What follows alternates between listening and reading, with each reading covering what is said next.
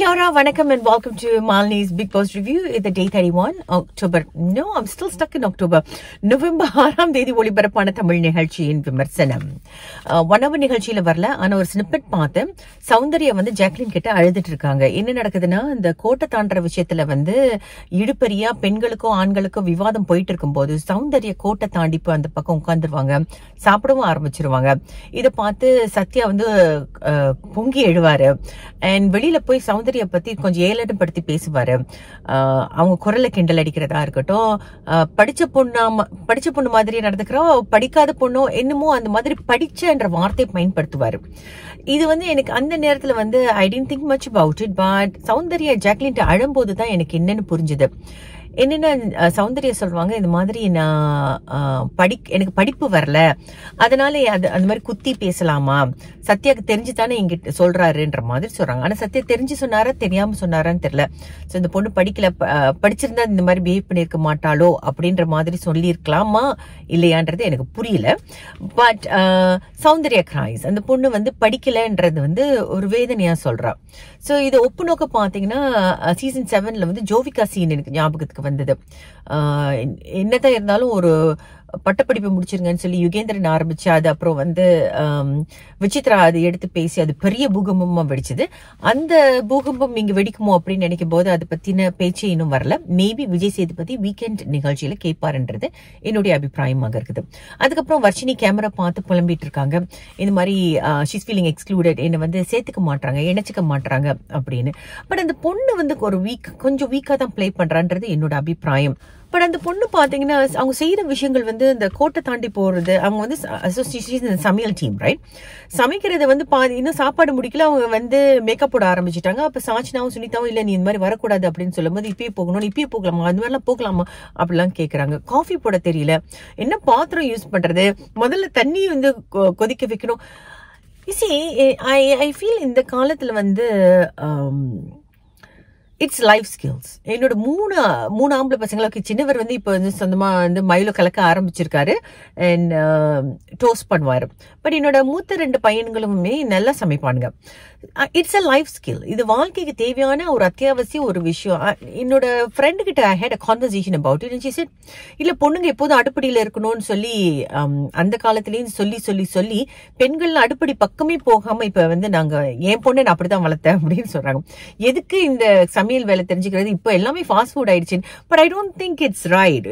I thought I just wanted to share it with you. My friend might get angry with you. Why did you just talk about it? But I feel that it's a life skill. ஆண் என்ன பெண் என்ன அப்படின்றது கிடையாதுங்க, எல்லாருக்குமே தெரிஞ்சிருக்கணும். இந்த காலத்துல அவங்க சொல்ற மாதிரி பெண்களுக்கு வந்து இந்த அடிப்படை தேவைகள் it is more important if you are going to go be independent, right? So அப்பா அம்மா சார்ந்தே இருக்காம நீங்க வந்து தனிப்பட்ட ஒரு வாழ்க்கை நடத்தணும்னா you need to know this. கடையிலேயே வாங்கி சாப்பிடுறது ஏற்புடையது இல்லைல்ல. So I feel personally, I feel Varshini is a weak player. அப்புறம் உங்களுக்கு ஆப்பர்ச்சுனிட்டி கிடைக்கல அப்படின்ற மாதிரி பிறகு பேசுவாங்க. And I'm like, அந்த சுனிதா கரெக்டா சொல்லுவாங்க, நீங்க வந்து 4 நாள் தான் ஆகுதுன்னு. சௌந்தர்யா போய் சொல்லுவாங்க கூட, விளக்கி சொல்லுவாங்க, அடுத்த டாஸ்க்லயும் நான் தான் விளையாடணும்னு சொல்லும் போது எனக்கு வந்து நான் விளையாடுவேன் சண்டெல்லாம் பிடிக்கிறாங்க சாச்சினா கிட்ட. அப்ப அந்த மாதிரி ரூடாலாம் பேசாது. she's also rude at times, right? So Anandhi ரூடா பேசாதன்னு சொல்றது இது. And சௌந்தர்யா எடுத்து சொல்லும் போது she doesn't even want to listen to her. Opportunity கிடைக்கல எனக்கு அப்படிலாம் சொல்றாங்க. ஆனா வந்து 3 நாள்ல பாருங்க, 4 நாள் ஆச்சு. இந்த 4 நாள்ல வந்து என்னென்ன நடந்திருக்குன்னா, அவங்க வந்து ஒரு டாஸ்க்ல விளையாடினாங்க, அந்த balancing task which she couldn't do well, அந்த பந்து கொண்டு போய் இந்த ஹோல்ல போடுறது. அண்ட் ஷாப்பிங் டாஸ்க்கும் அவங்க தான் போனாங்க. So I don't think it's fair accusations by Varshini. அப்புறம் பாத்தீங்கன்னா டான்சிங் நடக்குது. What was cute about the dancing is Jacqueline வந்து ஆண்களோட சேர்ந்து ஆடினாங்க. The boys are feeling that she is lucky element அப்படின்ற மாதிரி. ஏன்னா eviction free pass வந்து அவங்க வின் பண்ணிட்டாங்க and they save Ranjith, right? So ஜாக்லின்காக விளையாடுறோம் அப்படின்ற மாதிரி சொல்றாங்க. பட் ஆண்களை வந்து நம்ப முடியுமான்னு தெரியல. Jacqueline is feeling happy at that moment. அப்புறம் வந்து மெனிப்புலேட்டர்ன்ற விஷயம் ஒண்ணு வருது. இந்த வீட்டுல யாரெல்லாம் வந்து மெனிப்புலேட்டா அப்படின்னு நீங்க நினைக்கிறீங்க, யாரெல்லாம் மெனிப்புலேட் ஆகுறாங்க? சோ மெனிப்புலேட்ன்றது ஒருத்தவங்களை வந்து சொல்லி அது பாத்தீங்கன்னா எல்லாரும் வந்து மெனிப்புலேட்டருக்கு யார் நாமினேட் பண்றாங்கன்னு சொல்லிடுவாங்க. ஆனா முத்துக்குமரன் மட்டும் உள்ள வந்து மெனிப்புலேட்டர்னா என்ன, அப்படின்னு அவர் வந்து ஒரு விளக்கம் சொல்லி அதுக்கப்புறமா அவர் சொல்வாரு. பட் இதுல ரொம்ப பேரு நாமினேட் பண்ணது யாருன்னு பாத்தீங்கன்னா ரியாவை வந்து சிவா நாமினேட் பண்ணாரு, சௌந்தர்யா நாமினேட் பண்ணாங்க, தீபக் நாமினேட் பண்ணாங்க, மஞ்சரி நாமினேட் பண்ணாங்க, ராயன் நாமினேட் பண்ணாங்க, வர்ஷி நாமினேட் பண்ணாங்க, and Muthukumaran, I think it's Satya as well. So இத்தனை பேர் வந்து அவங்க வந்து மெனிப்புலேட்டா அப்படின்னு சொல்லும் போது அந்த பொண்ணு அதுக்கு எப்படி ரியாக்ட் பண்ணுவானா, she will say that, you know, இது வந்த 4 நாள் இத்தனை பேர் என்ன நோட் பண்ணி என்ன வந்து இப்படி ஒரு த்ரெட்டா பாக்குறீங்க, நான் மெனிப்புலேட்டன்ற மாதிரி என்ன ஒரு ஸ்ட்ராங் பிளேயரை பாக்குறீங்களா. Manipulator could be negative and positive, right? So பாக்குறீங்கன்னா I made an impactன்ற மாதிரி சொல்வா. And I think it is true. Because வந்த 4 நாள்ல இத்தனை பேர் ஒரு சேர அவங்கள நாமினேட் பண்றாங்கன்னா people are taking note of her. They're noticing her. அதுதான் அந்த பொண்ணும் சொல்வா. Whether it's good or bad, அது வந்து அதுக்கு அப்பாற்பட்ட விஷயம். But she's made a mark அப்படின்றது தான் விஷயம், right? And manipulatedல நீங்க பாத்தீங்கன்னா நிறைய பேர் வந்து ராணவ் சொன்னாங்க. Raanav is getting lost in the plot.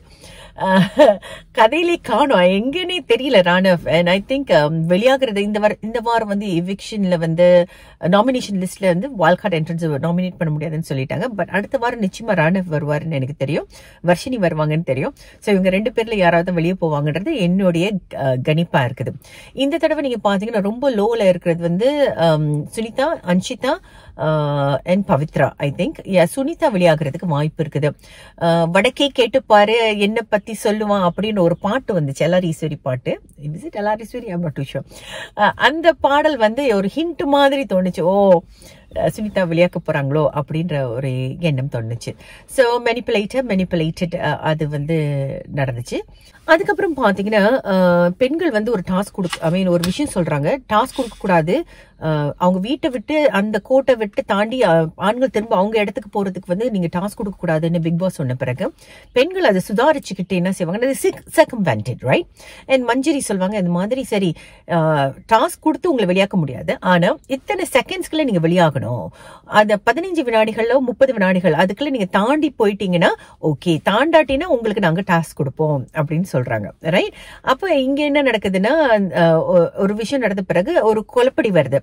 ஏவிபியா பஜரான, அதாவது எல்லாரும் வீட்டு வேலையை பாருங்க அப்படின்னு பிக் பாஸ் சொன்ன பிறகு அது பண்ணணுமா, இல்ல பஜர் கேட்ட உடனே நம்ம பண்ணலாமா, பஜர் அடிச்சாலும் இது இட்ஸ் இக்விவலன்ட் தானே அப்படின்ற மாதிரி பெண்கள் சில பேர் கேட்கும்போது I think Riya asks about it.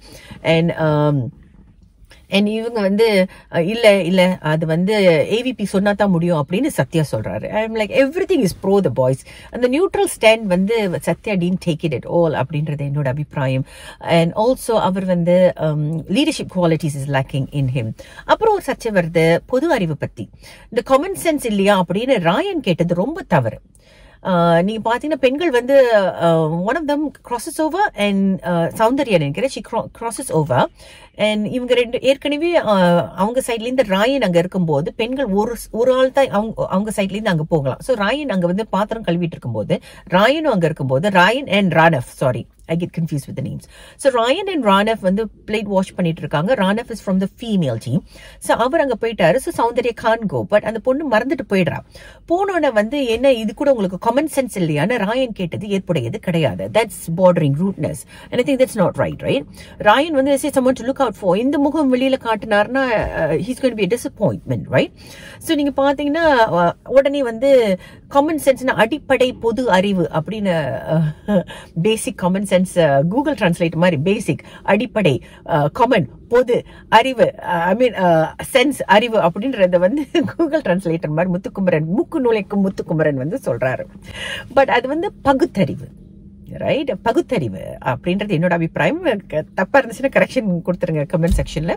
So பகுத்தறிவுன்னு சொல்லும் போது இடம் பொருள் ஏவல், அதுதாங்க விஷயம். இந்த இடம் பொருள் ஏவல், இந்த விஷயம், இந்த கான்டெக்ட் புரிஞ்சு அந்த சிச்சுவேஷன் புரிஞ்சு நடந்துக்கிறது தான் பகுத்தறிவு, சரியா? அப்ப ஐ தாட் ராயன் அப்படி சொன்னது சரியில்லைன்னு. அப்புறம் முத்துக்குமரன் மூக்கு நுழைக்கும் முத்துக்குமரன் வெளியில வந்து அனாலிசிஸ் ஒண்ணு பண்றாரு. மஞ்சரி வந்து பேச்சு திறமையால வின் பண்ணலான்னு, அது அவரோட ஸ்ட்ராட்டஜி, அது அவர் சொல்றாரு.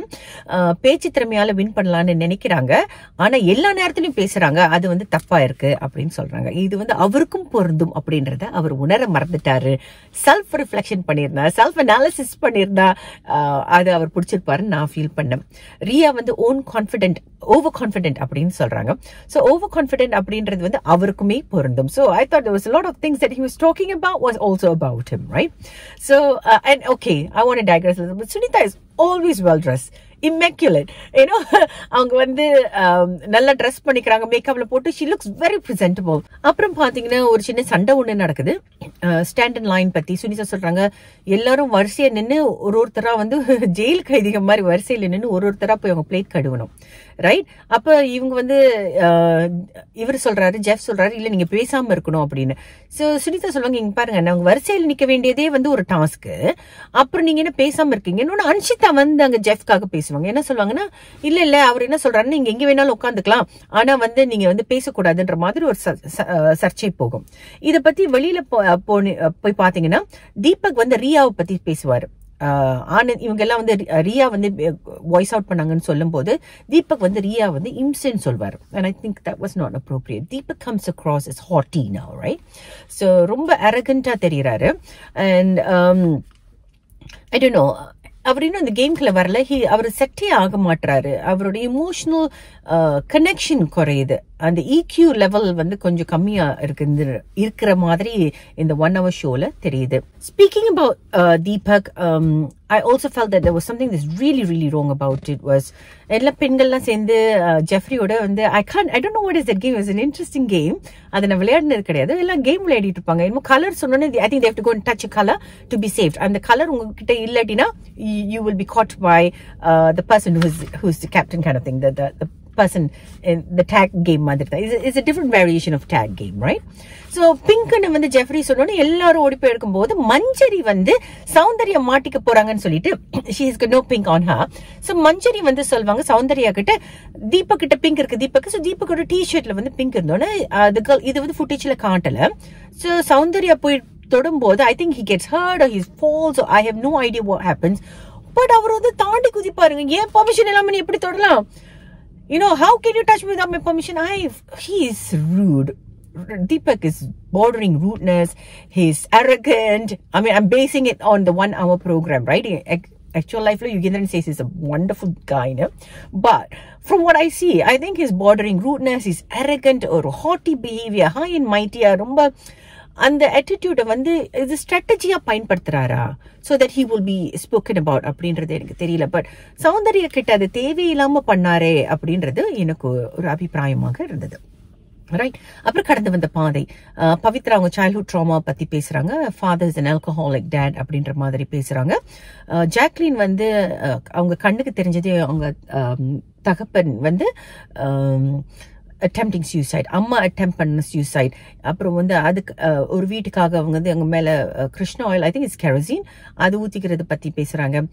single parent so they talk about their trauma, but what was talking in the narratives, what I thought was missing is that அந்த emotions வெளிப்படல. நான் என் கதையை இந்த 3 நிமிஷத்துக்குள்ள சொல்லணும்ன்ற அந்த ப்ரெஷர்னால அப்படி பேசினாங்களா என்னன்னு எனக்கு அவ்வளவா தெரியல. பட் யா, தர்ஷிகா வந்து நவரத்ன ராஜா அப்படின்னு சொன்ன அது வந்து ரொம்ப உருக்கமா இருந்தது. The father has abandoned her and அவங்க அம்மாக்கு வாங்கி கொடுத்த தாலி சொல்லும் போதுதான் என் கண்ணு கலங்குனுச்சு. ஸோ அவங்க அப்பாவுக்கு வந்து இந்த பொண்ணு யாருனே தெரியாது. இப்ப வந்து இந்த டிவி ஷோல அவ பேரு சொன்ன பிறகுதான் அவங்க அப்பா அந்த ஷோவை பார்த்தா தான் அவருக்கு தெரியும், ஓ இதுதான் என் பொண்ணா அப்படின்றது வந்து அவங்க சொன்னாங்க. ஸோ தர்ஷிகாவோட ஸ்டோரி கொஞ்சம் எனக்கு கேட்கும்போது ரொம்ப உருக்கமாக இருந்தது. அண்ட் ஷி சேஸ், நோ, எங்க அம்மாக்கு நான் ஒரு விஷயம் வாங்கி கொடுக்கணும், எங்க அம்மா வந்து வாங்கி கொடுத்து அதை பார்த்து அழுந்தது வந்து at one point, அவங்க அம்மாவை தலைமுடியை பிடிச்சி நடுரோட்டு கொண்டு வந்த பிறகு the mother decides to separate from the dad. So அந்த பொண்ணு வந்து அவங்க அம்மாக்கு தாலி வாங்கி கொடுத்தோன்னு அந்த mother breaks down சொல்லும்போது எனக்கு கண்ணு கலங்குனுச்சு. And she speaks to the dad through the camera. Anshita talks about how the parents are divorced and how she was abandoned by her dad. So inge ஒரு format தெரியுதுங்க. If you see, a lot of times the children are being abandoned and the mother takes responsibilities for the children. இதுல அழகா Jacqueline சொல்லுவாங்க, the single parent familyல இருந்து வர குழந்தைங்க இன்னும் strong ஆவாங்கன்னு. So I lost my dad when I was very very young and I think I have got a lot of resilience. எனக்கு வந்து போராடணும் அப்படின்ற ஒரு எண்ணம் இருக்குது. Because I think because you see all these challenges in life, so you want to be able to, you know that you need to get out of it, right? So அது வந்து ரொம்ப அழகா ஜாக்லின் சொல்லியிருந்தாங்க. So இந்த format நீங்க பாத்தீங்கன்னா நிறைய நேரங்களில் நிறைய நாடுகள்ல கூட the mother becomes the caretaker and the father leaves for another marriage or just leaves. So it is a sad thing, society எப்படி இருக்குன்றது. Anyway, so coming back to this thing, Anshitra ஒரு ஸ்டோரி முடிச்சிட்டு சத்யா சொல்ற story ரொம்ப உருக்கமா இருந்தது. சத்யா மேல ஒரு new found respect வந்தது. He spoke about going away to boarding school. இந்த boarding school பத்தி நானே ஏற்கனவே உங்ககிட்ட பேசியிருக்கேன், what it entails for a child அப்படின்றது. அப்புறம் நீங்க பாத்தீங்கன்னா அவருக்கு முதல் காதலி இறந்துடுறாங்க. ஒரு அசம்பாவிதம் மூலமாக she's murdered, right? So அந்த பொண்ணு இழந்த பிறகு அவர் வந்து தவறான பாதையில போனது, அப்புறம் எப்படி திருந்தி வந்தேன்றது, அதெல்லாம் வந்து ரொம்ப அவர் சொன்ன விஷயங்கள் ரொம்ப உருக்கமாக இருந்தது. At the end of the narration நீங்க பாத்தீங்கன்னா the bomb remains with Deepak and Deepak is offended. Vishal அவருக்காக வந்து பரிந்துரைக்கிறாங்க, சொல்றாங்க அவர் கதையை அவர் கொஞ்சம் லேட்டா டெவலப் பண்ணிட்டாரு, அவர் கதையை நீங்க வந்து பேச விட்டுருந்தீங்கன்னா அது இன்னும் கொஞ்சம் இம்பாக்ட்ஃபுல்லா இருந்திருக்கலாம், பட் நீங்களும் நிறுத்திட்டீங்கன்ற மாதிரி கேக்குறாங்க. And Deepak வந்து தனியா போய் சொல்றாரு, நோ எனக்கு வந்து இப்ப வந்து it's going to be like a handout. I mean not in those words. என்ன வந்து இப்ப சொன்னீங்கன்னா நான் பாரு நேத்துல இருந்து நான் பாம்பு பிடிச்சிட்டு இருக்கேன், எனக்கு வந்து இது இன்சல்ட்டிங்கா இருக்கும், இப்ப வந்து என்னோட கதையை சொன்னீங்கன்னா I don't want a part of it மாதிரி சொல்றாரு. If I got it right. So அது முடிஞ்ச பிறகு நீங்க பாத்தீங்கன்னா நைட்ல வந்து girls Sunitha, Sachna and I can't remember one more person லைனை கிராஸ் பண்ணி போய் டான்ஸ் எல்லாம் ஆடுறாங்க ஆண்களோட சைட்ல, and that was really cute and funny. Now a lot of the content is from the girls and I think girls are doing a fantastic job in Bigg Boss house. அப்படின்னு சொல்லி என்னோட review முடிக்கிறேன். மீண்டும் நாளை சந்திப்போம். நன்றி, வணக்கம்.